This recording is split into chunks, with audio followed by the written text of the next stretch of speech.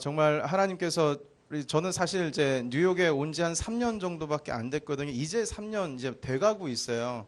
그러니까 이민 이제 초년생이나 마찬가지입니다. 여러분들 많은 선배님들 앞에서 우리 살아가는 또 이민자의 생활들과 또 여러 가지 믿음과의 관계 속에서 말씀을 나눈다는 게 얼마나 이 흥분되고 좋은 일인 것 같아요. 그런 특별히 우리 이준영 목사님께서 또 초청을 해주셔서 말로만 듣던 필라 안디옥 교회 뉴욕에서 아주 소문이 자자하고 그리고 저에게도 아주 큰 감흥이 있어서 인터넷 사이트 제가 많이 이렇게 돌아보고도 또 많이 이렇게 인사이트 얻고 또한 돌아가기도 많이 했습니다. 존경하는 호성규 목사님 개인적으로 뵌 적은 없지만 우리 같은 교단에 계시는 목사님이시고 그래서 여러분들과 함께 이렇게 시간을 갖는다는 것 저도 아주 기쁜 마음으로 오게 되었습니다. 여러분 좋으시죠? 예, 아니 제가 좋은 게 아니고 여러분 교회가 좋으시죠? 예, 제가 이제 오늘 함께 나눌 말씀은 이제 염려를 맡기고 계십니까라는 제목으로 주님의 말씀을 좀 나누고자 하는데요. 먼저 좀 한 가지 좀 우리가 생각해봐야 될 몇 가지를 조금 한번 여러분과 좀 나누고 시작했으면 좋겠어요. 제가 그 목회에 대한 일반적인 이제 서적들을 많이 이렇게 탐독을 하거든요. 왜냐하면 저도 이제 여러분들께서 보시다시피 제가 많이 젊잖아요. 이제 담임 목회 처음 시작하는 것이고 또한 많이 별로 안 젊어 보이나요? 예. 젊어 보이죠? 예. 이제 30대 중반 이제 막 지났어요. 그래서 참 이 목회에 대해서도 많이 배워야 되고 또한 이른 나이 때에 담임 목회를 하다가 보니까 제가 참 부족한 게 많습니다. 그래서 목사님들 특별히 한국에서 또한 크게 목회하시는 분들이나 아니면은 이민교회에서도 목회하시는 분들 책들을 이렇게 살펴보면은 제가 참 독특한 표현들을 발견을 했는데요. 그 공통적으로 하시는 말씀들이 있더라고요. 그건 무엇이냐면 가정이나 목회 현장이나 교회나 어디서든지 가장 중요한 것은 그 분위기라는 거예요. 이것을 그냥 우리가 일반적으로 말하는 것은 분위기지만 조금 더 거룩하게 우리가 신도로서 우리 성도들로서 나누고자 하는 표현법으로는 영적인 분위기가 참 중요하다라는 것을 공통적으로 목사님들께서 다 한 분 한 분 말씀을 하시더라고요. 그러니까 가정에서도 영적인 분위기가 중요하고 교회에서도 영적인 분위기가 중요하고 심지어는 여러분들께서 일하고 계시는 곳의 분위기도 바로 중요하다라는 거예요. 물론 우리가 지금 영적인 분위기를 말하고 있지만 사실 이런 분위기를 만들기 위해서 일반 세상에서도 얼마나 노력하고 있는지 모르겠습니다. 뭐 한국 같은 경우에는 제가 오기 전까지만 해도 한국에서 제일 먼저 취직을 하고 싶은 회사가 어디냐 물어봤을 때에 거의 대부분의 사람들이 삼성이라고 얘기를 합니다. 샘성이죠, 샘성. 예, 그런데 여기 와 보니까 그 인터넷 서치를 해보니까 구글에 많이 취직을 하고 싶다라는 젊은이들 이렇게 통계가 좀 많이 있습니다. 근데 구글 제가 한번 이렇게 인터넷 서치를 해보니까요, 거기에 그 회사의 분위기는 뭐냐면은 노는 분위기더라고요. 그러니까 그 아침 9시부터 저녁 5시까지 일을 하면은요, 공식적으로 2시간 정도는 놀게 만들었습니다. 그 놀아도 돼요. 근데 이게 논다라는 게 어떤 표현이냐면 그 스낵바가 따로 있고요. 그리고 그 같이 그 라운지 같은 데 보면은 이렇게 당구도 칠 수 있도록 포켓볼 칠 수 있도록 다 만들어 놓고 그리고 스낵바에서 사 먹는 게 아니고요. 먹고 싶으면 뺏어 먹는 거예요. 냉장고며 뭐 모든 것이 다 공짜입니다. 그리고 복도마다 테이블이 하나씩 있어요. 그러니까 지나가다가 우리 사람들 만나게 되면 뭐 이렇게 친구랑 만나게 되면 안녕하세요 인사를 하게 될 거 아니에요. 그러면은 지난번에 나 아이디어 하나 있는데 너랑 좀 얘기 좀 나누고 싶다. 그러면은 바로 그 자리에서 얘기 나눌 수 있도록 뭐 세팅이 다 돼 있다고 그러더라고요. 그래서 커피 한 잔 마시면서 테이블에서 얘기 나눌 수 있는 이런 자유스러운 어떤 놀이 가운데서 창의력과 그리고 창조력을 얻을 수 있다는 거예요. 그러니까 그런 분위기가 이 구글 안에 완전히 세팅이 돼 있는 거예요. 그런 분위기 가운데 오니까요. 아무리 막혀 있는 사람도 일단 그 자리 세팅 가운데 오면 이 두뇌가 터질 수밖에 없는 것이죠. 제가 그 듣던 얘기인데요. 그 사실 이제 뭐 특별한 교회를 지칭할 수는 없겠지만 서울에 있는 교회 중에 어떤 한 교회는 제가 얘기를 들어보니까 수평이동에 많은 교회였어요. 그런데 참 감사한 것은 무엇이냐면 그 수평이동에 많은 교회라고 얘기는 하고 있지만 그 영적인 분위기가 얼마나 좋냐면요. 다른 교회에서는 사고뭉치들이 다 모여 있는데 참 희한하게도 일단 그 교회 들어가면 다 충성자가 된다는 거예요. 다 헌신하고 다 그 어떤 교회의 모든 행정과 뿐만 아니라 교회의 사역과 모든 것들에 헌신하는 분위기로 들어간다라는 거죠. 참 희한하죠.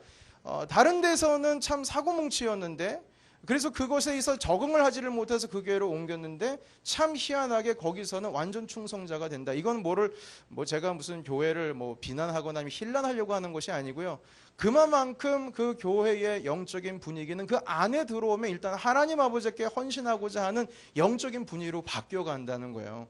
참 희한하죠. 저도 제가 부교육자로 섬겼을 때 그 교회는 참 그때 느낌을 제가 잊을 수가 없어요. 그러니까 주일날 일부 예배를 7시에 드렸는데요. 7시에 드리는 예배가 그렇게 사람들이 많지가 않거든요. 그리고 반주도 무슨 드럼 세팅 이런 것도 없고요. 조용하게 그냥 피아노 하나 가지고만 예배를 드리고 1시간 안에 끝나는 아주 그런 예배였어요. 별로 그게 다를 것도 없습니다. 그런데 참 희한하게도 첫날 갔는데 눈물이 하염없이 쏟아지더라고요. 아니, 하나님, 제가 왜 눈물을 흘려요? 무슨 이유로요? 뭐가 다른 게 있나요, 하나님? 오늘 왜 찬양 가운데 이렇게 은혜를 받죠? 왜 하나님, 말씀도 우리 목사님 말씀 제가 평소에 늘 사모하고 듣던 말씀인데 오늘따라 왜 이렇게 감사하죠?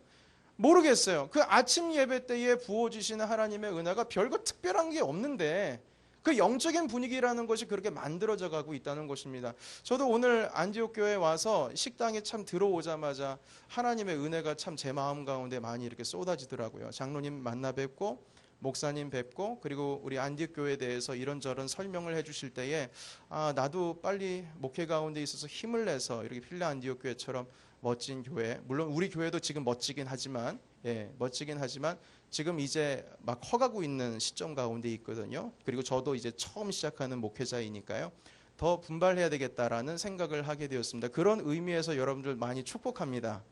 그런 의미에서 정말 축복합니다. 이렇게 영적인 분위기가 참 중요한데요. 여러분 사실 그렇습니다. 우리가 지금 이민자들 아니겠습니까? 요즘과 같이 경제가 참 어렵고 그리고 희망이 없고 낭만적인 분위기, 이런 상황 속에서 우리 교회가 그리고 우리 가정이 그리고 우리의 삶 속에서 어떤 영적인 분위기를 가지고 우리가 앞으로 나아가야 될 것인가, 우리 하나님 앞에 서 있어야 될 것인가를 한번 생각을 좀 해봐야 될 것 같다라는 생각이 들었습니다. 여러분, 이민자의 삶 속에 있어서 관심이 무엇이 좀 가장 큰 관심으로 있을까요? 물론 당연히 이제 돈에 관심이겠죠. 경제적인 관심, 그리고 자녀에 대한 교육에 대한 부분들, 이런 부분들에 대해서 우리가 사실 너무나 큰 관심이 있지 않습니까? 그리고 제가 뉴욕에 있을 때 뉴욕에서 목회를 할 때에 대부분 이제 이민 막 이제 들어오시는 분들 이렇게 관심들을 생각해 보시면 다 그거예요. 일에 대한 것과 자녀 교육에 대한 것이더라고요. 참 희한하게도 일에 대한 것과 자녀들에 대한 어떤 그런 환경이라든지 그런 내용에 대하든지 이런 모든 것들이 한국에서는 조금 그래도 불투명하니까 뭔가 좀 확실한 것을 보고 싶어서 뉴욕에는 이렇게 오셨는데, 사실 와 보니까 여기도 그렇게 투명한 건 아니거든요. 불투명해요. 조금 더 명확하게 보기 위해서 왔는데 명확한 것이 잘 안 보인다는 겁니다. 그래서 이렇게 신방하다가 보고 또 이렇게 함께 이야기를 나누다가 보면은 참 그런 가운데 있어서 실망들을 많이 하시고 그리고 기도 가운데 있으신 분들이 참 많이 있어요. 여하튼 여러분, 지금처럼 지금 사실 우리가 모르겠습니다. 여러분들의 분위기는, 영적인 분위기는 어떨지 모르겠지만 어떤 과정뿐만 아니라 우리가 지금 앞에 무엇을 해야 될지, 그리고 내가 지금 하고 있는 일, 자녀에 대한 일, 그리고 나의 신앙에 대한 일, 그리고 나의 경제적인 상황에 대한 일, 이 모든 것들이 지금 불투명한 상황 가운데에서, 그리고 지금처럼 힘들다고 얘기하는 상황 속에서 도대체 어떤 영적인 분위기가 필요했을까라고 했을 때에 전제를 흔들리지 아니하는 믿음의 영적인 분위기가 우리 가운데서 분명히 있어야 된다는 것을 이 시간 여러분들과 좀 나누고 싶은 것입니다. 여러분, 성경에서 한번 살펴봤어요. 참 불안하게 살아가고 있었던 사람 중에 누가 불안한 삶을 가장 많이 살았을까라는 생각을 좀 성경을 찾아보면서 해보니까 아브라함이 참 불안한 삶을 산 것 같더라고요. 왜냐하면 아브라함도 사실 알고 보면 이민자였거든요. 안 그래요? 하란에서 떠나가지고 갈대아우로 그쪽에서 떠나서 이제 가나안 땅으로 오지 않았습니까? 그런데 여러분, 왜 또 불안하냐면은요, 아브라함이 불안하냐면 이 사람은 어디로 갈지를 모르고 일단 길을 떠났던 사람이기 때문입니다.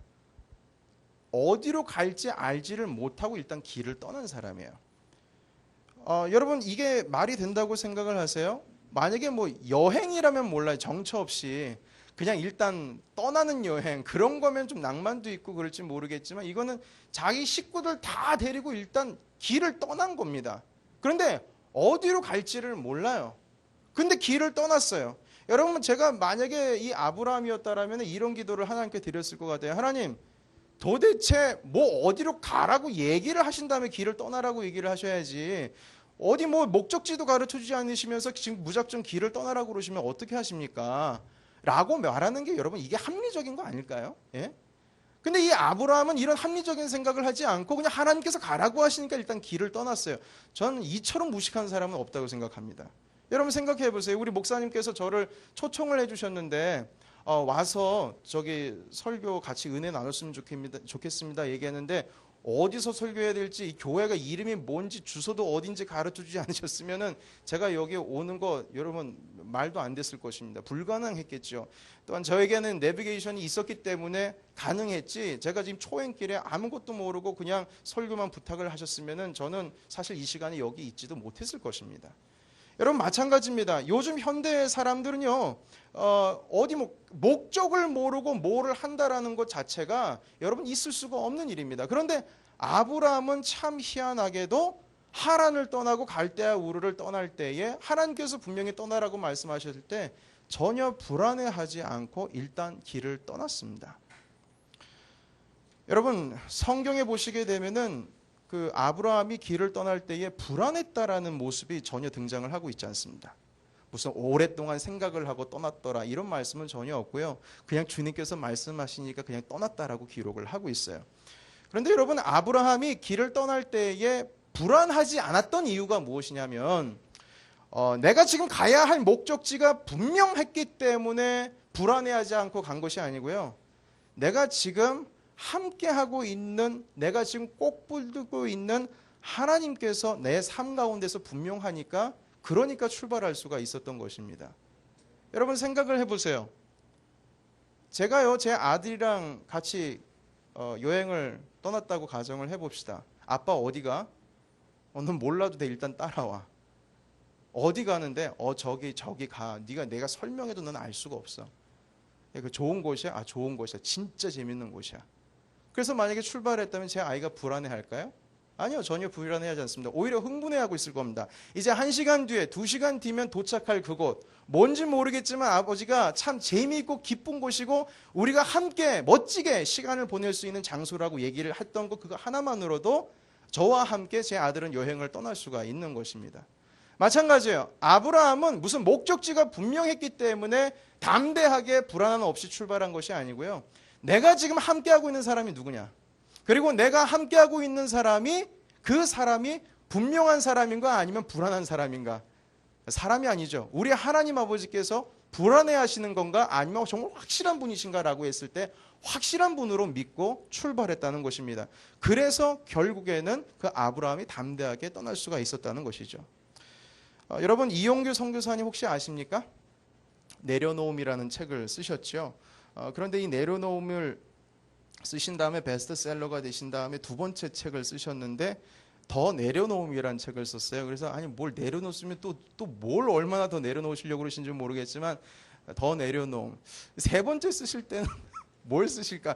더 내려놓음 이렇게 될 것 같다는 느낌이 드는데 여러분 제가 내려놓음이라는 책을 보니까 이런 내용이 있더라고요.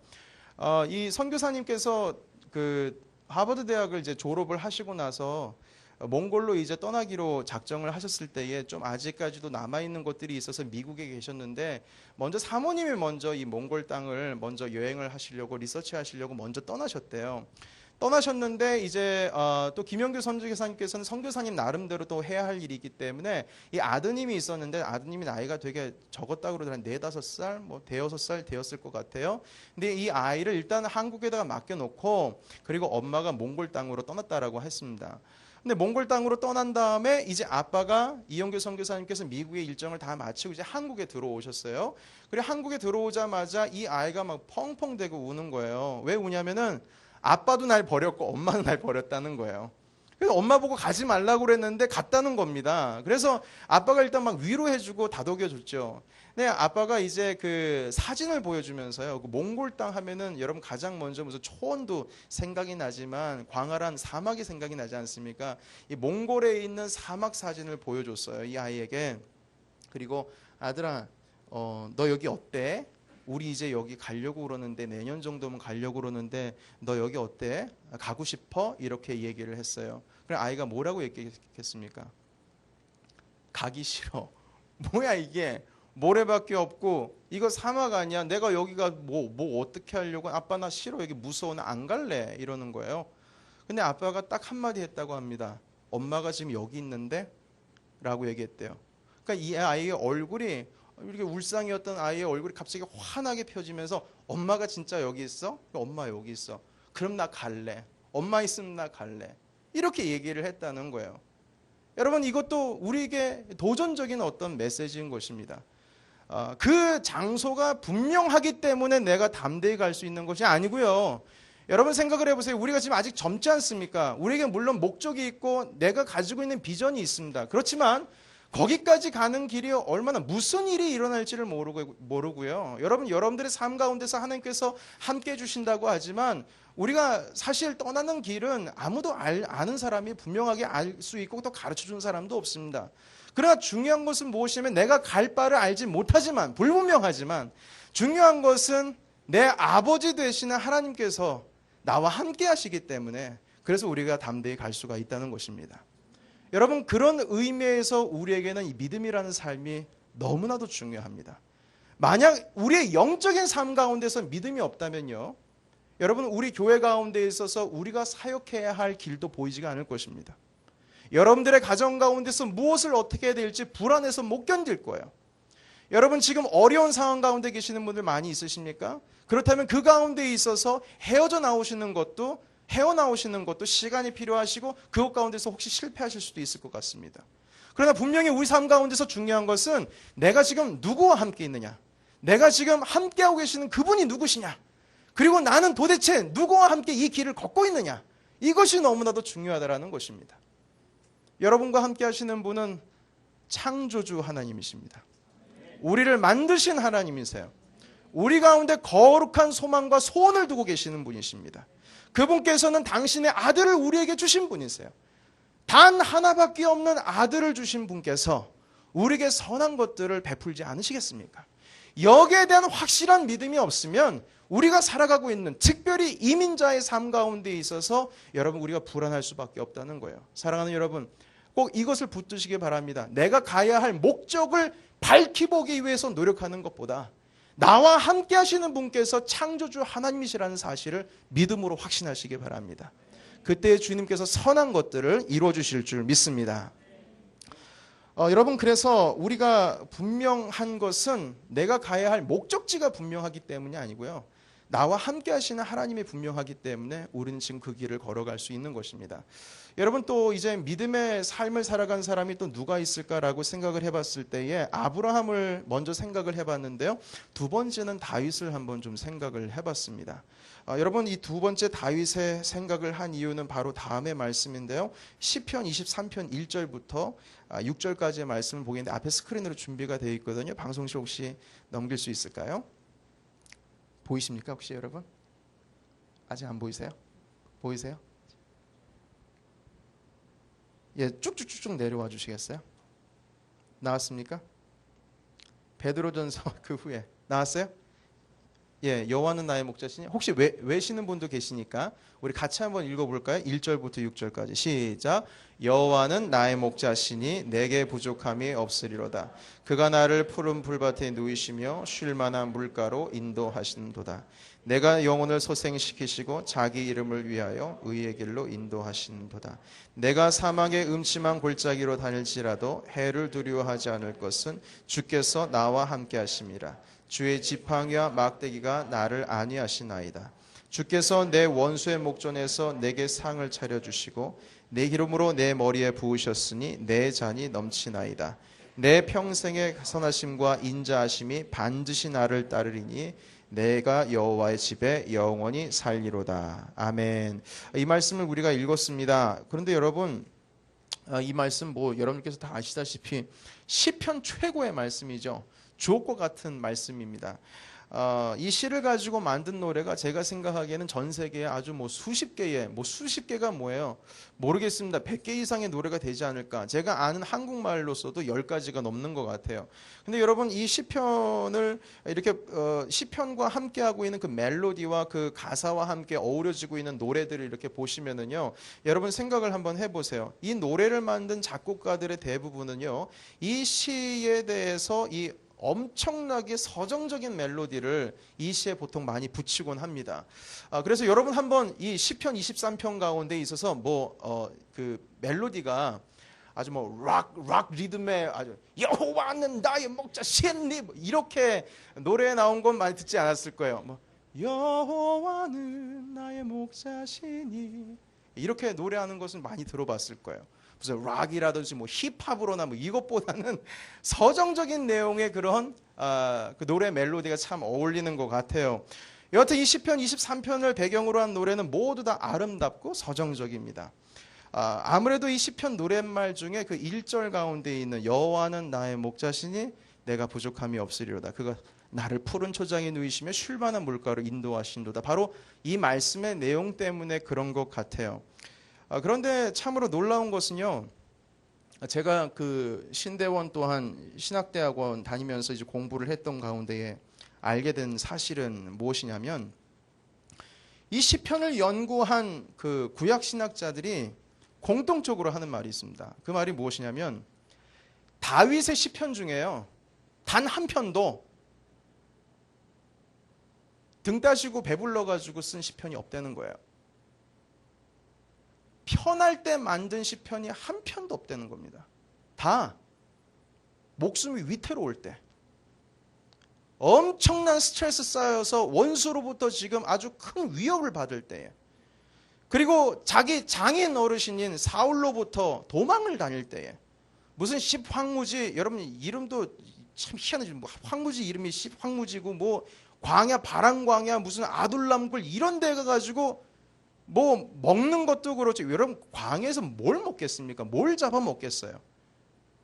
여러분 죄송한 말씀이지만 의식주가 도저히 해결될 수 없는 곳에서 생활하다가 한 번 걸렸다 하면은 여러분 광야 가운데서 또 숨을 곳이 어디 있습니까?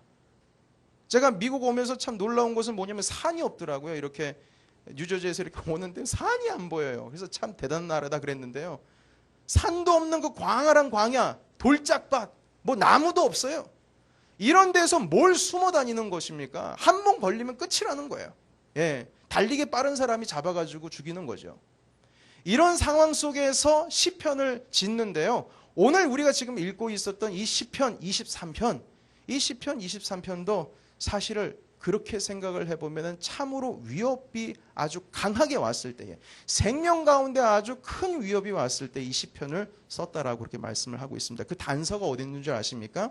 그 단서가 바로 4절입니다. 4절 한번 보시겠습니까, 여러분? 4절 읽어보시면 같이 한번 읽어보겠습니다. 시작. 내가 사망의 음침한 골짜기로 다닐지라도 해를 두려워하지 않을 것은 주께서 나와 함께 하심이라. 주의 지팡이와 막대기가 나를 안위하시나이다. 아멘. 내가 사망의 음침한 골짜기를 다닐지라도, 여러분 갑자기 푸른 초장에서 갑자기 사망의 음침한 골짜기가 왜 나옵니까? 또 단서가 무엇이냐면요, 바로 5절입니다. 주께서 내 원수의 목전에서 내게 상을 베풀어 주시고. 그러니까 원수라는 말이 갑자기 푸른 초장에서 왜 갑자기 반전되어서 원수라는 표현이 나올까요? 여러분 이런 단서로 볼 때에 지금 다윗은요, 사실 푸른 초장이 아니고요, 사망의 음침한 골짜기를 지금 실제적으로는 거길 지금 다니고 있는 거예요. 실제적으로는 지금 원수 앞에 지금 맞닥뜨리고 있는 겁니다. 그런데요, 중요한 것은 무엇이냐면 주님의 지팡이가 나를 안위하시고 주께서 지금 나와 함께 하시기 때문에 지금 내가 꼬불꼬불해진 그 사망의 음침한 골짜기를 지금 다니고 있지만 주께서 나와 함께 하시기 때문에 이 사망의 골짜기가 푸른 초장이라는 것입니다. 여러분 놀랍지 않습니까? 내 원수가 지금 내 눈앞에서 맞닥뜨려서 나를 죽이려고 칼을 들이대고 있는데 내가 지금 나와 함께 하시는 이가 바로 우리 주 하나님이시고 나와 함께 하시는 이께서 나를 지팡이로 인도해 주시기 때문에 바로 지금 여기 내가 서 있는 곳이 푸른 초장이라는 거야. 환경이 문제가 아닙니다. 내가 지금 누구와 함께 있느냐가 중요한 거예요. 내가 지금 어떤 상황 가운데 있는지가 중요한 게 아니에요. 내가 지금 누구와 함께 있느냐가 중요한 것입니다. 이영규 선교사님의 그 아이가 엄마가 사막에 있다고? 그럼 나 갈래. 거기 엄마 있는 곳에 나 갈래. 그 꼬마아이가 뭘 알겠어요? 아무것도 모르고 선교지라는 곳이 교육도 열악하고 먹는 물도 없고 그곳에서 함께 놀 수 있는 아이들 또 배울 수 있는 기회가 없다고 할지라도 그 아이가 거기 갈 수 있는 이유는 단 한 가지밖에 없어요. 내 사랑하는 엄마가 거기 계시기 때문이에요. 사랑하는 여러분, 혹시 여러분 사망의 음침한 골짜기는 아닐지라도 그와 비슷한 골짜기를 다니고 계십니까? 다윗은 참 놀랍게도 그곳 자체가 바로 푸른 초장이라고 고백을 했어요. 일반 사람들이 이 얘기를 들으면 미친놈이라고 그랬을 겁니다. 아니 어떻게 지금 이런 상황 속에서 네가 푸른 초장이라고 쉴 만한 물가라고? 잠을 제대로 자지도 못하는 그 동굴바닥에서 언제 또 쳐들어와 가지고 사울이 내 목에다 칼을 집어넣을 줄 모르는 이런 상황 속에서 잠도 제대로 못 잤는데 여기가 쉴 만한 물가라고? 여기가 푸른 초장이라고? 말도 안 돼. 그러나 다윗은 믿음으로 고백하고 있었어요. 나와 함께 하시는 이가 바로 다른 사람이 아니라 내 그리스도 예수, 아니요, 바로 하나님이시기 때문에 바로 이곳이 푸른 초장이다 고백할 수가 있었습니다. 사랑하는 여러분, 여러분들의 삶 가운데 있어서 분명히 우리는 알아야 될 것입니다. 그것은 무엇이냐면 사망의 음침한 골짜기가 중요한 것이 아니고요, 나를 이끌고 계시는 그 하나님이 분명하기 때문에 우린 지금 이 순간도 믿음 가운데서 그 영적인 분위기 가운데서 강하고 담대하게 설 수가 있는 것입니다. 아브라함의 믿음과 또 똑같은 믿음이에요. 내가 어디로 갈지 분명하고 보이지가 않습니다. 목적지도 분명하지가 않아요. 도저히 헤어나올 길이 분명하지 않습니다. 그럼에도 불구하고 길을 떠날 수 있었던 것, 그것은 분명히 나를 인도하시는 분이 하나님이라는 믿음이 있었기 때문인 것입니다. 여러분 한 가지 여러분께 한번 질문을 해드리고 싶은데요. 믿음의 반대말이 무엇인 줄 아십니까? 믿음의 반대말이요. 믿음의 반대말. 불신? 이렇게 얘기할 수 있겠죠. 네, 불신자들은 불신이라고 대답하는 것이 맞을 것 같아요. 그러나 우리 믿는 사람들의 사전에는 믿음의 반대는 오늘 제목에도 있다시피 염려라고 생각을 합니다. 믿음의 반대는 염려 같아요. 우리 믿는 사람들의 사전에는 말이죠. 여러분 만약에 다윗의 심령 가운데에 믿음이라는 것이 없었다면요, 사망의 음침한 골짜기는 정말 사망의 음침한 골짜기였을 겁니다. 그러나 그에게 있어서 사망의 골짜기가 말도 안 되게 푸른 초장으로 변할 수 있었던 것은 바로 염려의 반대인 믿음이라는 것이 그 안에 있었기 때문이죠.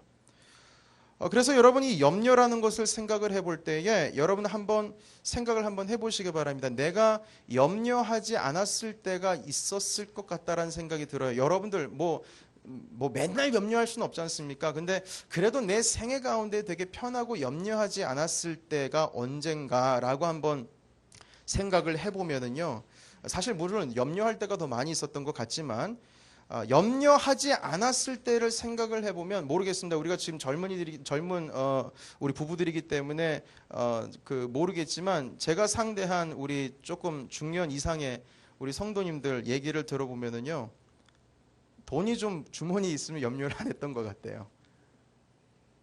그러니까 무슨 하나님을 믿기 때문에 염려 안 했다 이게 아니고요, 돈에 뭐 좀 주머니에 좀 뭔가 좀 이렇게 좀 두둑하면은 염려를 안 했다는 겁니다. 다른 건 몰라도요, 그 통장에 몇십만 불 별로 안 놀라시네? 몇백만 불? 요 정도 되면 좀 놀라실라나? 요 정도 있으면은 좀 편할 것 같아요. 염려 없을 것 같아요. 안 그래요, 여러분? 뭐 경험을 해보셨어야지. 여러분 몇백만 불 주머니 있으면은 안 불안해요. 전혀 안 불안해요. 물론 전 경험해본 적이 없지만 전 믿어요. 안 불안해할 것 같아요.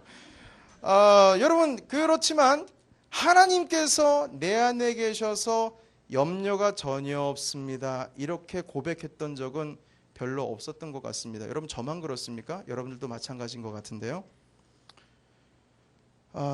하나님께서 나와 함께 하신다는 사실보다는 내게 돈이 더 많다는 그 사실이 나를 더 든든하게 만드는 것은 정말 그건 사실인 것 같아요.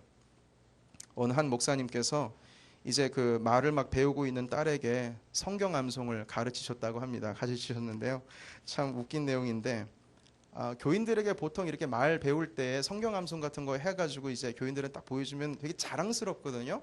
제 아이도 그 시편 23편을 외워요. 그거를 막 이렇게 자랑하고 싶어요. 내 아이들 이제 말 배울 때에 시편 23편 외웁니다. 그러면 정말 그 자랑이거든요. 별로 자랑 같지 않아 보이네요. 그래서 여호와는 나의 목자시니 내가 부족함이 없으리로다. 막 이렇게 이제 애를 막 훈련을 시켰어요.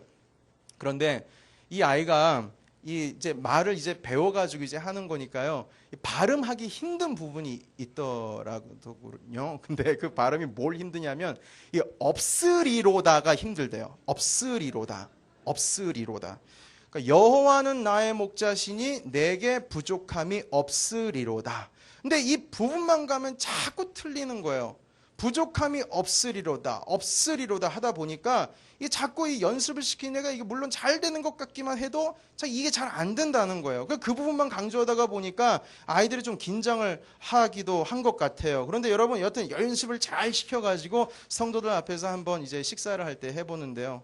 이 아이가 너무 긴장한 나머지 여호와는 나의 목자시니 내게 부족함이 있으리로다 이렇게 얘기를 해요. 없으리로다 해야 되는데 있으리로다 했다라는 거예요. 그래서 뭐 성도님들이 다 박장대소 난리가 났다고 합니다. 여러분 근데 사실 우리가 지금 웃고 있지만 이건 웃을 일이 아니에요. 여호와는 나의 목자신데 내게 부족함이 있으면 됩니까 안 됩니까? 안 되잖아요. 근데 참 희한하게도 우리는 매일의 삶 가운데 있어서 여호와는 나의 목자시니 내가 부족함이 없으리로다라고 지금 계속 외우고 있지만, 그리고 우리의 삶 가운데서 하나님께서 우리를 인도하신다고 그렇게 고백은 하고 있지만, 참으로도 이상한 것은 우리는 늘 부족한 것처럼 살아가고 있다는 거예요. 하나님께서 나의 목자가 되시는데 내게 부족함이 없어야 되는데 자꾸 부족함이 있으니까 염려하는 것 아니겠습니까? 여러분 염려라는 게 왜 생겨요? 내게 있어야 될 것이 없다고 생각하니까 염려하는 것 아니겠습니까? 여러분 그것이 바로 염려로 나타나는 거예요. 하나님께서 함께 하신다고 해도 염려가 가득하고, 주님께서 우리를 자녀 삼아 주셨다고 해도 두려움이 가득하고, 내 삶 가운데서 하나님께서 함께 주신다고 말씀하셨는데도 걱정에 가득 쌓여서 우리는 그렇게 살아가고 있다는 거예요. 여러분 우리는 믿음이라는 것을 잘못 생각할 때가 참 많이 있는 것 같아요. 믿음이라는 것을 생각할 때에 무슨 믿는다라는 것을 무슨 무대뽀 정신, 쥐야 뭐 3번 막 불러가지고 소나무 뿌리 한 3개쯤 뽑아내면 그게 믿음이 있는 것처럼 생각하실 때가 있다는 거예요. 여기는 주여 이렇게 소리 내시는 분 아직 안 계신가 봐요. 예. 쥐야 메시아입니다. 이래야지 좀 뭔가 있는 것 같은 느낌이 있다는 거죠. 여러분 그런데 아니면은 무슨 기도 열심히 하는 것, 아니면 무슨 소리 내서 아멘 하는 것, 아니면 믿음이 좋다고 할 때 주일 빠지지 않는 것, 아니면은 무슨 11조를 열심히 하고 헌금도 열심히 하고 구역 모임도 빠지지 않고, 이런 것들을 믿음이 좋다고 생각하시는 분들이 참 많이 있는 것 같아요. 그런데요 믿음이라는 것은요 사실 솔직히 말하면은 하나님을 믿기 때문에 더 이상 내겐 두려움이 없다라고 말할 때에 그것이 진짜 믿음인 것인 줄 믿습니다. 정말 그거예요. 내가 하나님을 믿기 때문에 더 이상 나에게 염려가 없습니다라고 고백을 하면 그게 진짜 믿음인 거예요. 무슨 주여 3번 크게 외치고 무슨 소나무 뿌리를 100개를 뽑아내도 여호와는 나의 목자신데 그래도 조금 내게 부족한 게 있는데, 이렇게 만약 고백하면 이건 믿음이 아니라는 거예요. 주님은 나의 목자신데요, 저 지금 이것 때문에 불안해요. 이것 좀 어떻게 좀 해주세요. 이건 자체가 이 믿음이 아니라는 겁니다. 예수님께서 나를 위해서 돌아가셨다라는 것을 믿는 거, 그 믿음이죠. 근데 주님께서 나를 위해서 돌아가셨으면 나를 위해서 돌아가셨기 때문에 두려움과 염려가 없는 데까지 나아가야 된다는 겁니다. 그냥 내가 주님 믿습니다, 주님께서 나를 위해서 돌아가신 건 믿습니다, 거기서 끝나면 안 돼요. 주께서 나를 위해서 돌아가시고 내 모든 죄악을 다 사해 주셨고, 그리고 나의 구원자 주가 되셨으니 나에게 있어서는 두려움이 없고 염려가 없고 하나님 아버지 예수 그리스도 우리 구원자시여 저는 부족한 게 없습니다 라고 고백할 때 그게 진짜 믿음이라는 겁니다. 사랑하는 여러분, 우리 주님께서는 우리를 위해서 당신의 목숨을 버리셨습니다. 더 이상 뭐가 필요하겠습니까? 여러분 죄송합니다. 물론 돈이 필요하긴 필요하죠. 아직까지도 여러분들이 먹어서 그래도 돈 생각하실 수가 있는데 물론 돈이 필요합니다. 그렇지만 그것은 필요한 것이지 필수는 아니거든요. 필수는 우리 주님이십니다. 필수는 우리 예수 그리스도예요. 그분께서 나와 함께하고 계셨고 우리 하나님께서 당신의 독생자 아들을 우리를 위해서 버리셨는데 그분께서 당신의 아들을 포기하셨는데 우리에게 더 이상 필요한 것이 무엇이 있겠습니까? 여러분 주님께서 우리를 자녀 삼으셨다면 나를 책임지실 것이 분명하기 때문에 우리는 더 이상 두려울 게 없고 염려할 것이 없다는 것입니다. 여러분 이것은 제 얘기가 아니고요. 우리 성경에 사시는 말씀이에요. 또 하나 성경 말씀 좀 보겠는데 두 군데 좀 찾아보겠습니다.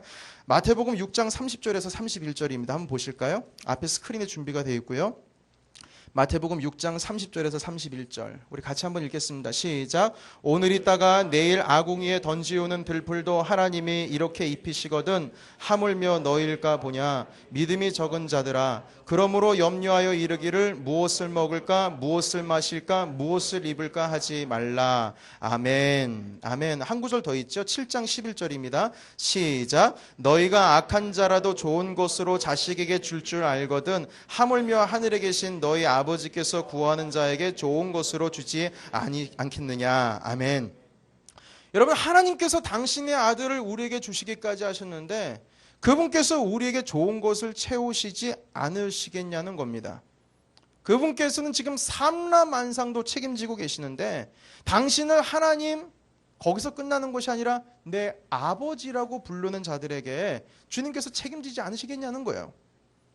여러분 정말 예수님께서 우리를 위해서 돌아가셨다는 것을 믿는다면요 그 믿음의 증거는 정말 염려가 사라져야 된다는 거예요. 두려움과 걱정 다 사라져야 된다는 것입니다. 단지 하나님께만 붙어 있으면 우리는 안전하고 하나님께만 붙어 있으면 우리에게 있어서는 두려움이 없습니다라고 고백하는 것이 그것이 진짜 믿음의 증거라는 것입니다. 여러분 다윗 이야기를 그 한 선생님께서 유년주일학교 때 하셨대요. 그 다윗이 얼마나 믿음이 강했고 용감했는지를 가르쳐주기 위해서 아이들에게 이제 설명을 잘했답니다. 얘들아 다윗은 소년이었다. 너희들과 같은 소년이었는데 아주 그냥 커다란 이 거인과 같은 이 장수 골리앗에게 두려움 없이 나가서 싸웠다. 그래서 이겼어. 참 다윗 대단하지. 믿음도 대단하고 용기 있는 아이였어. 이러니까 이 한 아이가 손을 들면서 얘기를 했대요. 선생님 저는요 다윗보다 골리앗이 더 용감했던 것 같은데요. 이러는 거예요. 여러분 감이 좀 오시죠? 그러자 이제 선생님은 얘는 좀 지적 능력이 좀 부족한 애구나 라고 해서 다시 설명을 했대요. 얘야 생각을 해봐. 다윗이도 용감했지. 골리앗은 힘한 칼도 있었고 그랬는데 다윗은 돌멩이 5개 가지고 가서 이겼다니까. 얼마나 용기 있는 애니. 그러니까 아니요 저는 생각하기에는 골리앗이 더 용감했던 것 같아요. 도대체 왜 그러는데? 라고 하니까 이 아이가 이렇게 얘기를 하는 거예요. 선생님 분명히 다윗은 나갈 때 너는 창과 칼과 단창으로 오지만 나는 만군의 여호와의 이름으로 나간다고 분명히 하나님의 이름으로 나간다라고 분명히 다윗이 얘기를 했대잖아요. 그래서 그렇지 근데 하나님의 이름으로 나갔으면 골리앗이 그걸 다 뒷공무니를 빼야 되는 것 아니에요? 이러는 거예요. 하나님의 이름으로 나갔는데 거기에 대해서 칼과 창으로 와서 싸우려고 했다. 이거 보면 골리앗이 믿음이 더 좋은 것 같아요. 이렇게 얘기를 하는 거죠. 말이 한마디로 이게 뒤바뀌어지는 거죠. 여러분 이 말을 통해서 우리가 알 수 있는 것은 무엇이냐면 사실 그렇습니다. 사울도요 하나님 믿었어요 안 믿었어요? 하나님? 사울이요? 사울 믿었죠? 다윗도 하나님 믿었어요. 그리고 다윗의 형님들도 다 하나님 믿었어요. 그런데 다윗은 두려워하지 않았고 사울은 두려워했습니다. 그럼 누구 믿음이 진짜 믿음입니까?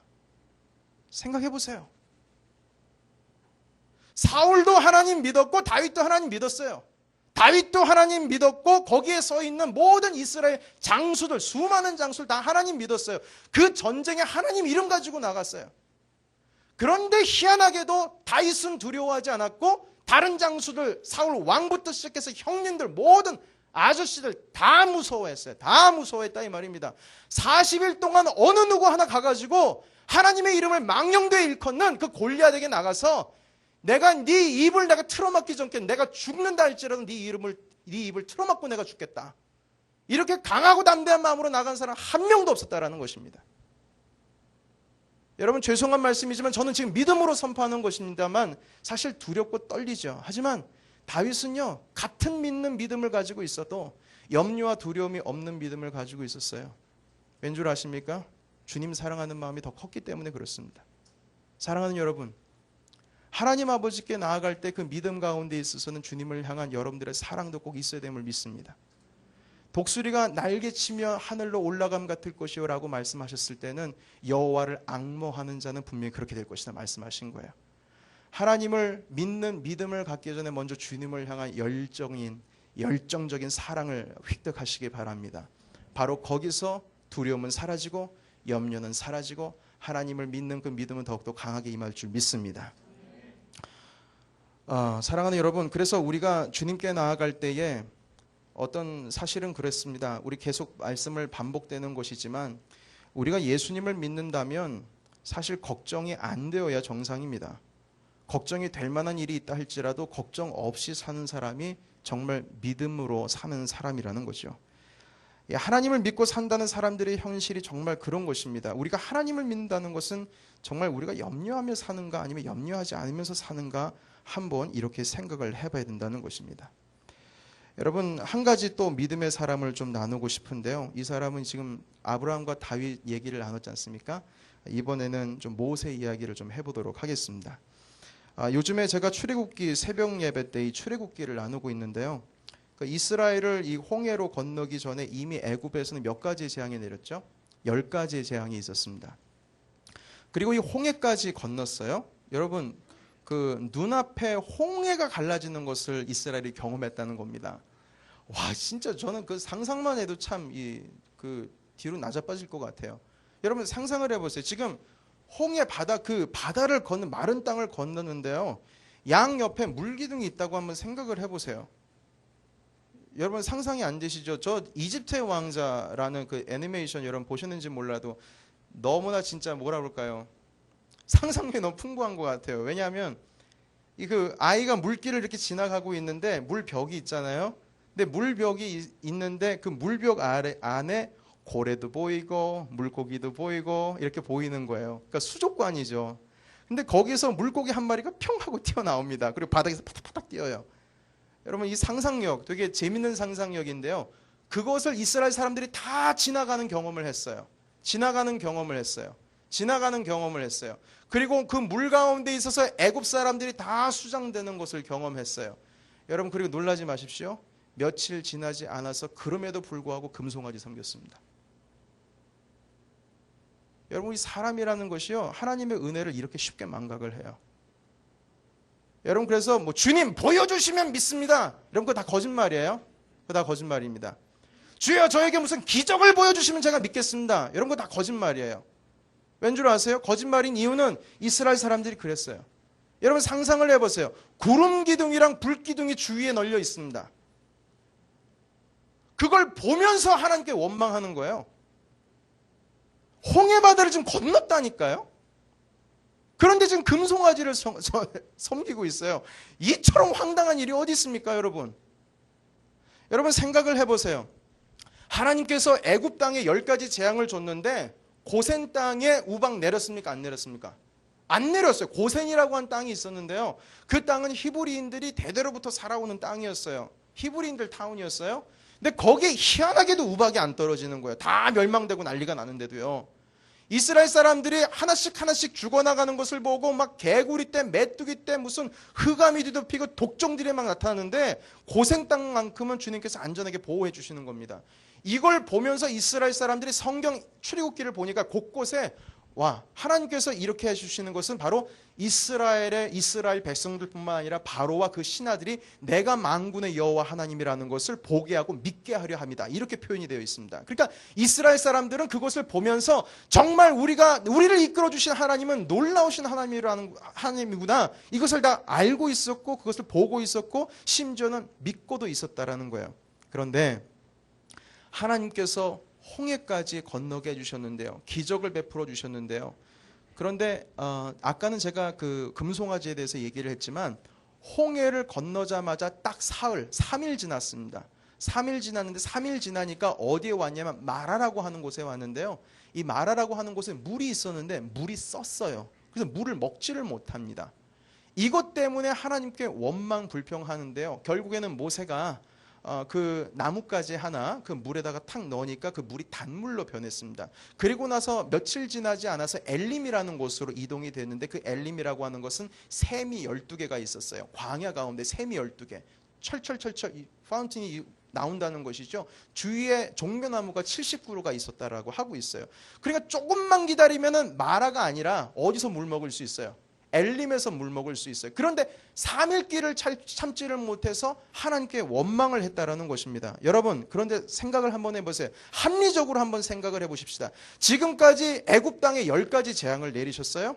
그 가운데서 고센 땅만큼 주님께서 지켜주셨습니다. 하나님께서 인도하실 때 구름 기둥과 불 기둥이 이미 홍해 가기 전부터 있었습니다. 뿐만 아니라 홍해 갈라졌어요. 그걸 경험까지 했어요. 자, 이 정도까지 주님께서 내가 너의 하나님이다라고 말씀해 주셨고 이렇게 믿게끔 이렇게까지 해주셨는데 여러분, 주님께서 목마를 때 물 주실 것 같아요? 안 주실 것 같아요? 당연히 주실 것 같죠. 지금까지 행하신 것을 보라고요. 여러분, 물을 주실 하나님을 믿는 게 더 합리적인 겁니까? 아니면 물을 안 주실 하나님을 믿는 게 더 합리적인 것입니까? 지금까지 보면 물을 당연히 주시는 하나님을 믿는 것이 합리적인 거 아니겠어요? 10가지 재앙, 고센 땅 지켜주시고 홍해까지 갈라주시고 구름기둥, 불기둥까지 인도해 주신 것을 다 경험했는데 어떻게 믿어도 물 안 주실 것을 믿는지 모르겠단 말입니다. 여러분, 안 그렇겠어요? 지금까지 하나님께서 그렇게 인도하시는데도 불구하고 어떻게 확실하게 믿긴 믿는데 물 안 주실 하나님으로 믿냐 이 말이죠. 그러니까 우리가 하나님 아버지 앞에 나아갈 때도요, 주님께서 우리에게 주신 은혜를 우리가 기억을 못해요. 며칠 전까지만 해도 홍해를 갈르신 하나님이 기억이 안 나요. 여러분 한번 생각을 해보세요. 하나님께서 여러분들에게 은혜 주시는 거예요. 우리가 알지는 못하지만 우리도 모르는 사이에 주님께서 계속 어루만지시고 계시고 여러분들의 삶 가운데 있어서 하나님께서 도우고 계시는 그 손길을 여러분 느끼실지 모르겠지만 하나님께서 지금도 어루만져 주시고 계시는 겁니다. 그걸 우리가 모르고 있어요. 알지를 못하고 있다고요. 우리의 이 안테나가, 영적인 안테나가 다 녹이 슬어가지고요, 하나님께서 말씀하시는데도 감지를 못해요. 제가 그 묵상하는 삶이라는 그 켄가이어 씨의 목사님이 아닌지 모르겠어요. 그분의 묵상하는 삶이라는 책을 읽은 적이 있는데 거기 이런 말이 나오더라고요. 맨하탄이 아니죠. 그 뉴욕에 맨하탄에 있는 광장 이름이에요. 근데 인디언 출신, 진짜 그 현지 인디언 출신의 친구와 미국 그 현지 그 뉴욕 출신인 그 백인 남자가 만나서 그 광장에서 이야기를 하고 있었대요. 그런데 이 인디언 출신의 이 남자애가 얘기를 하다가 어디 여기서 귀뚜라미 소리가 들리네 이러는 거예요. 그래서 야, 말이 되냐고. 지금 콘크리트 바닥이고 그리고 여기 아스팔트고 저기 뭐 차들이 돌아다니는데 여기에 무슨 그 귀뚜라미가 있을 수가 있니? 그래서 아니야, 들려, 한번 봐봐. 그랬더니 진짜 귀뚜라미를 찾아내는 거예요, 인디언 친구가요. 참 희한하죠. 인디언 친구에게는 귀뚜라미 소리가 들리는데 이 백인 친구에게는 귀뚜라미 소리가 안 들린다는 거예요. 왜 그렇겠습니까? 인디언 친구는 이 귀뚜라미 소리에 익숙해요. 그래서 듣게 된다는 거죠. 켄가이어 그 목사님께서 그렇게 말씀하고 계세요. 백인 친구는 그 귀뚜라미 소리보다는 자동차 소리에 익숙하다라는 거예요. 그 듣지를 못한다는 것이. 제가 어제도 뉴스에 보니까요, 요즘에 귀 소리, 하도 이어폰이랑 헤드폰을 끼고 젊은이들이 다녀가지고 어느 정도 이 주파수 위 소리는 듣지를 못한다고 합니다. 그러니까 무슨 난시청 무슨 몰라요. 저희 그 한국말 잘 모르고요. 하여튼 뭐 그런 게 있대요. 어느 증폭, 어떤 그 주파수 이후에 이후 거는 듣지를 못한다는 거예요. 뭐 그런 것인지는 모르겠지만 이 인디언 친구는 그걸 듣는데 이 백인 친구는 몰랐다는 거예요. 마찬가지입니다. 여러분, 우리가 하나님과 함께하는 삶 가운데에서 익숙하지를 못하면은요, 주님께서 돕고 계신데도 보지를 못하고, 하나님께서 함께하고 계신데도 감지하지를 못하고요, 심지어는 주님께서 눈으로 보여주셨는데도 불구하고 바로 3일 전 이야기를 주님께서 함께해 주셨다는 것을 기억을 못한다고 있다니까요. 그러니까 우리의 삶 가운데 있어서 믿음의 삶이라는 것이 결국에는 우리의 망각 속에서 계속적으로 깎여져 나가고 있다는 것입니다. 사랑하는 여러분, 모세는요, 믿음의 사람이었다는 이유는 무엇이냐면 한 번도 하나님께서 이스라엘 백성들을 버릴 것이라고 의심을 해본 적이 없어요. 하나님께서 인도하여 주실 것이다, 가나안 땅으로 인도해 주실 것이다라는 사실에 대해서 의심을 해본 적이 없습니다. 가나안까지 인도하기 전에 여기서 죽을 것이라는 생각은 한 번도 못했어요. 여러분, 그래서 이스라엘 사람들이 불평할 때 모세가 한 일이 뭔 줄 아십니까? 불평 원망할 때 여러분 좀 제발 좀 잠잠하세요. 제가 적어도 좀 물이 좀 생길 곳을 한번 찾아보겠습니다. 정탐꾼을 보내서 오아시스를 좀 찾아보겠습니다. 아니면 좀 우물을 파보겠습니다. 여러분 제발 좀 반란만은 일으키지 마세요. 저에게 돌을 던지신다고요? 제가 차라리 도망갈 테니까 그러지 말라고. 이렇게 얘기할 수도 있을 것 같아요. 여러분 생각을 한번 해보세요. 모세가 사실 이스라엘 사람들을 몇 년 동안 인도했습니까? 40년이죠. 저 같으면 그렇게 못해요. 저 같으면은 그렇게 원망하면 차라리 사람들을 돌 치려고 막 이러면 차라리 도망가겠습니다. 하나님, 저 여기까지 끝입니다. 당신께서 알아서 하십시오. 근데 이 모세 가운데 있어는 분명히 하나님께서 인도하실 것이라는 생각을 하고 있었기 때문에 사람들이 부르짖고 외치고 원망을 하고 내가 너를 돌로 쳐 죽일 것이다, 내가 애굽 땅에 있어서는 노역 때문에 힘들었다 할지라도 먹을 것은 다 먹고 있었다, 근데 너희가 여기 와가지고 지금 우리를 굶겨 죽이고 목말라 죽이려고 하느냐라고 돌 던지려고 했을 때에 모세는 전혀 두려워하지 않았어요. 저는 눈곱 하나 눈 깜짝하지 않았습니다. 곧바로 하나님께 기도했어요. 뭐 우물 팔려고 했던 것도 아니고요, 정탐꾼 보내려고 했던 것도 아니고요, 하나님께 기도한 것밖에 없습니다. 왠 줄 아십니까? 주님께서 지금까지 인도해 주셨기 때문에 이것도 주님께서 해결해 주실 것이라는 믿음이 확실 가운데 있었기 때문인 것입니다. 여러분 과거를 생각해 보세요. 여러분들을 여기까지 인도해 주신 분 생각해 보세요. 곰곰이 묵상 가고 반초하고 묵상하고 하나님 아버지께 기도함으로 나가고 내 영적인 안테나를 곧게 생긴다면 하나님께서 우리의 삶, 그 앞날의 삶을 인도해 주실 것이라는 믿음, 여러분 생길 수밖에 없다라는 것입니다. 내 아버지가 그 안에 계시고 내 아버지가 내 삶에 함께하고 계시기 때문인 것이죠. 여러분 사실 이 가나안 땅으로 들어가기로 약속하게 하신 분은 하나님이신데, 하나님께서 약속을 하실 때에 가나안 땅으로 들어가게 해주실 것이라고 약속하실 때에 이스라엘이 먼저 제안했을까요? 아니면 하나님께서 먼저 제안하셨을까요? 내가 너희를 가나안 땅으로 데려가겠다, 이것이 이스라엘이 가나안 땅으로 우리를 데려다 주세요 이렇게 했기 때문에 가나안 땅으로 데려다 준 겁니까? 아니면 주님께서 일방적으로 내가 너를 가나안 땅으로 인도하겠다라고 말씀하신 겁니까? 2번입니까? 2번입니까? 2번이죠. 사실 그 창세기 15장의 예언으로서 말씀하고 계시거든요. 여러분 잠깐 보실까요? 창세기 15장 스크린에 제가 읽겠습니다.